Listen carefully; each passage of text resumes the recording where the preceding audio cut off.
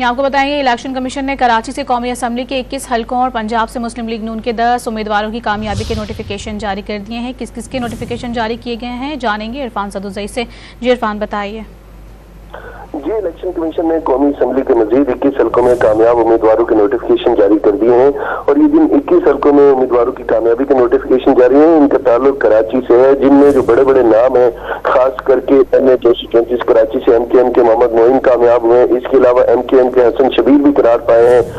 239 कराची से पार्टी के नदीम कबूल को कामयाब करार दिया गया है और 240 से MKM के अरशद अब्दुल्ला, इसके अलावा 241 से मिर्जा इख्तियार बेग की कामयाबी का नोटिफिकेशन भी जारी किया गया है। 242 कराची से MKM के मुस्तफा कमाल को कामयाब करार दिया गया है, जबकि MA 243 से अब्दुल कादिर पटेल को और 244 से MKM के फारूक सत्तार भी कामयाब करार पाए हैं। इसके अलावा 246 से कराची से MKM के अमीनुल हक करार पाए हैं कामयाब। इसके अलावा 247 से इजहारुल हसन और 248 से MKM के जो कन्वीनर है खालिद मकबूल सिद्दीकी उन्हें कामयाब करार दिया गया है। जी बहुत शुक्रिया इरफान आपका।